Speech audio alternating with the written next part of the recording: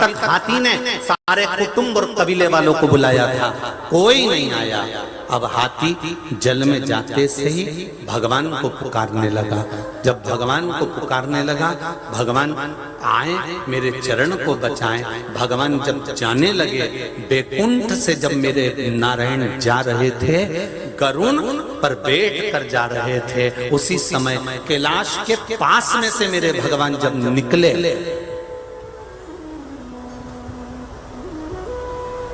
कैलाश के पास में से जब मेरे भगवान निकले, तब भगवान शंकर ने देखा कि गरुड़ पर चढ़कर नारायण जा रहा है।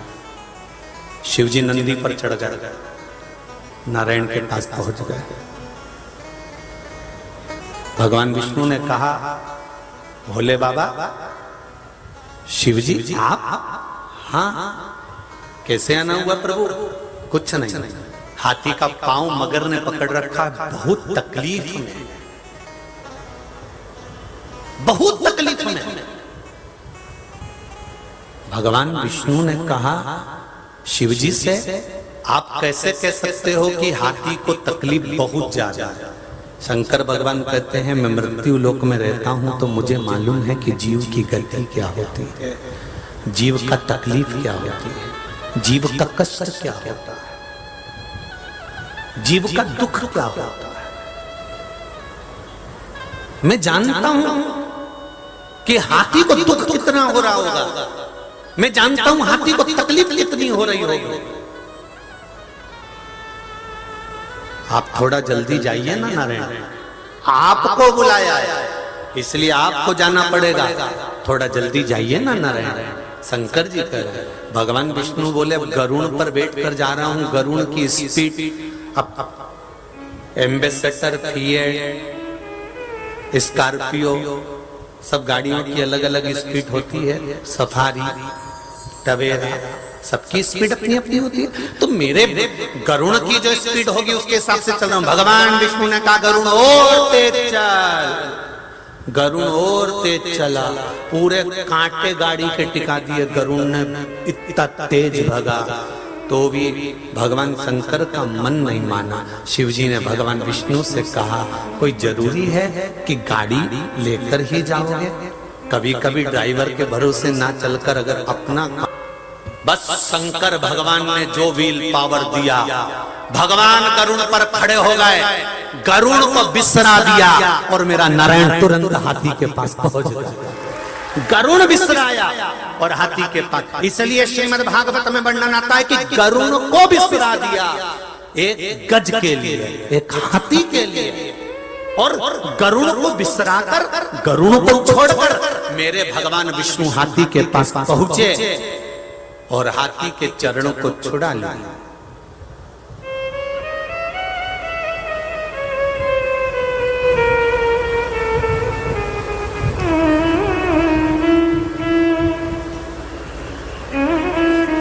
हाथी का चरण छूट गया।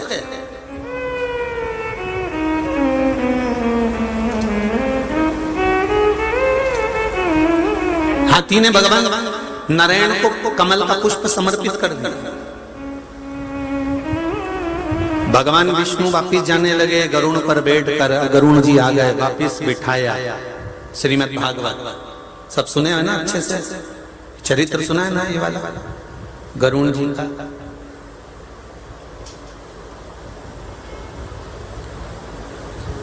वापिस चल दिए भगवान विष्णु, फिर बीच में कैलाश पड़ गया। गरुड़ और भगवान विष्णु दोनों आपस में बात करते हुए जा रहे थे, तो गरुड़ जी ने कहा, प्रभु एक बात बताओ कि तुम मुझे छोड़कर हाथी का पांव छुड़ाने गए, किसके कहने पर गए थे? भगवान कहते हैं, शंकर जी ने कहा था उसको कष्ट ज्यादा हो रहा है इसलिए मैं दौड़ पड़ा। गरुड़ जी बोले कि प्रभु मैं अच्छे से जानता हूं, जरूर कुछ ना कुछ बात है जो तुमको इतनी तेज स्पीड में भेजा। अगर कथा 1 बजे नहीं चालू होने वाली होती, 2 बजे होती, तो तुम्हारी गाड़ी की स्पीड भी स्लो होती। 2 बजे चालू होगी भी पहुंच जाएंगे, पर तुमने गाड़ी दौड़ाई तो दौड़ाई क्योंकि कुछ ना कुछ कारण है। कथा 1 बजे चालू होने वाली है, इसलिए स्पीड तेज करी। तो गरुड़ ने भगवान विष्णु से कहा कि तुम्हारी स्पीड तेज करवाई है शंकर भगवान ने, मतलब कुछ कारण है। वो कारण कौन सा है, हमें शंकर जी से पूछना चाहिए कि तुमने हमारी स्पीड इतनी तेज क्यों करवाई। गरुड़ को विसरा दिया और दौड़कर भगवान विष्णु को पहुंचा दिया। कारण क्या था, क्या कारण था? तो भगवान विष्णु ने कहा भी कैलाश आने वाला है, चल शंकर जी से पूछ लेते हैं कि क्या कारण था। चल, और जैसे ही गरुड़ जी चले, चलते चलते कैलाश पर्वत आया। कैलाश पर्वत पर गरुड़ जी उतर गए। उतरने के बाद भगवान विष्णु ने पूछ लिया, भगवान नारायण ने तुरंत पूछा, हर हर।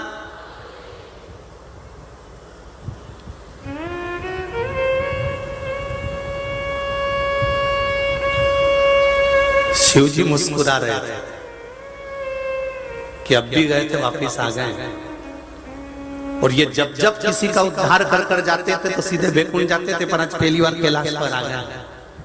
श्रीमद् भागवत का बड़ा सुंदर संवाद है गजेंद्र मोक्ष की कथा, आपने कई बार सुनी होगी।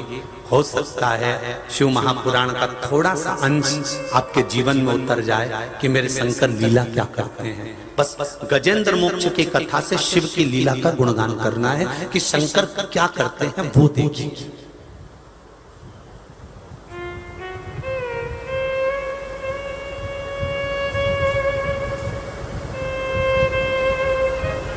भगवान विष्णु ने पूछा, क्या बात है भोले बाबा, हाथी का पांव छुड़ाने के लिए भेज दिया, ऐसा क्या हो गया था, सत्य बताना भोले बाबा, क्या हुआ क्या था। शंकर भगवान कहते हैं, अरे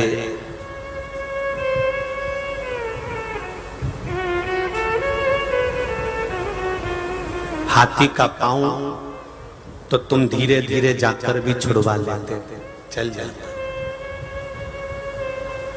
तुम धीरे धीरे जाते, हाथी का पांव छूट जाता, मना नहीं।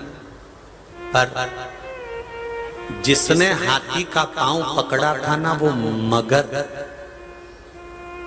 जिसने हाथी का पांव पकड़ा था वो ग्रह,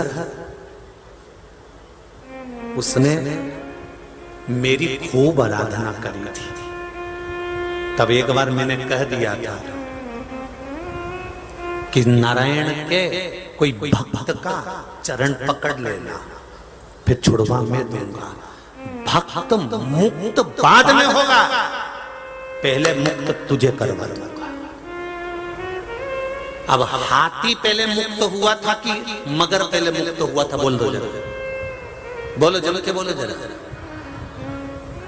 कौन मुक्त हुआ? मगर।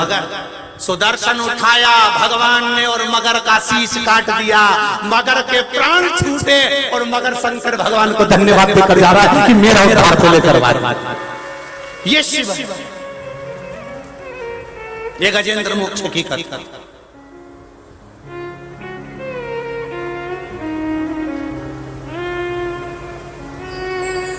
पांव छूटा था हाथी का और उद्धार हुआ मगर का।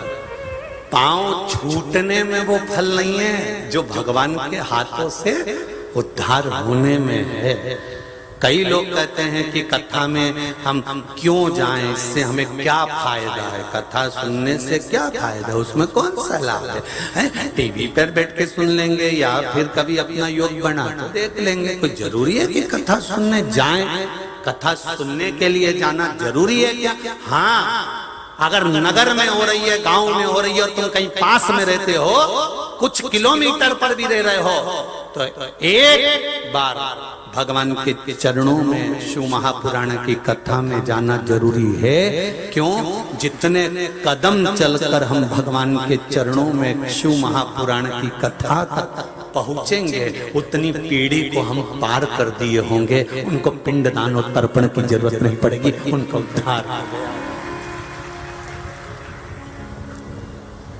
हो गया।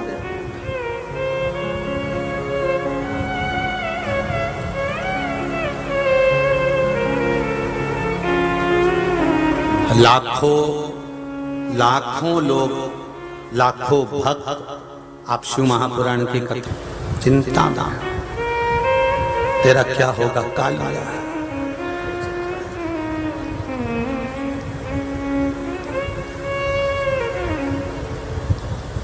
हल्दी की मंडी में हल्दी घाटी है, विचार कर रहे, पर शिव महापुराण की कथा या शंकर का भजन या शिव का नाम जाप या शिव का स्मरण संसार का मनुष्य नहीं कराता। हमने पहले भी कहा, सोमानी जी इस कथा को नहीं करवा रहे हैं, प्रदीप मिश्रा इस कथा को नहीं बाच रहा है, और आप इस कथा को नहीं सुन रहे हो। कराने वाला बैद्यनाथ बाबा, बाचने वाला बैद्यनाथ बाबा, सुनने वाला बैद्यनाथ। शंकर भगवान करवा रहे हैं, शंकर भगवान बोल रहे हैं, और शंकर भगवान ही सुन रहे हैं। इससे ज्यादा कुछ नहीं। सामर्थ्यता नहीं अपनी कि अपन करा सकते।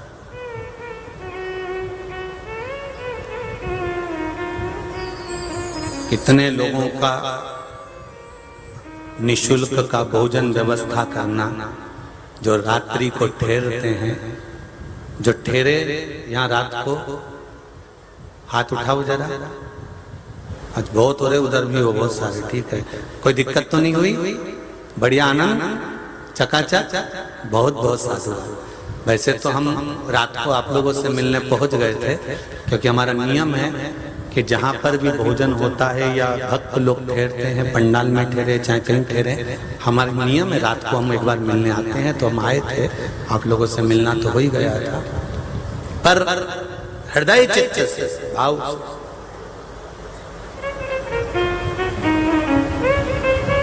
करा शिव रहा भगवान शंकर।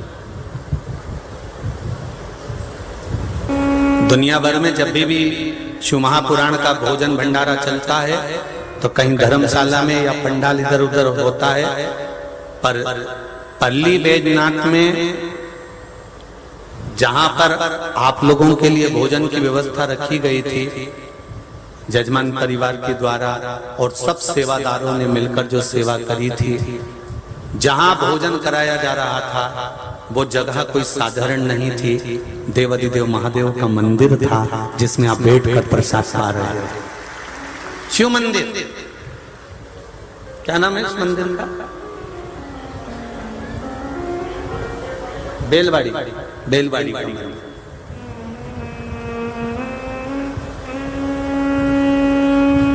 शायद लिंगायत संप्रदाय का है, लिंगायत संप्रदाय,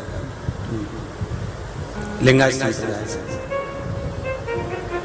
जिस भूमि पर बैठकर आप महाप्रसाद खा रहे हैं। और बाबा बैद्यनाथ जी से कहकर जाना कि बाबा बैद्यनाथ बाबा ऐसी कृपा करना। एक बार शिव महापुराण की कथा करली में नहीं, बाबा हर बार बुलाते रहना और कथा सुनाते रहना है। बाबा को कहकर जाना कि शिव कथा का स्मरण करली बैजनाथ की भूमि पर चलता रहे। शंकर भगवान की पावन धरा, कंकर शंकर की ये पुण्यमय आनंदमय धरा, जहाँ शिव एक ज्योति के रूप में विराजमान है, जहाँ शंकर एक आनंद के साथ विराजमान है, इसी पावन धरा पर कथा श्रवण करते रहे। शिव स्मरण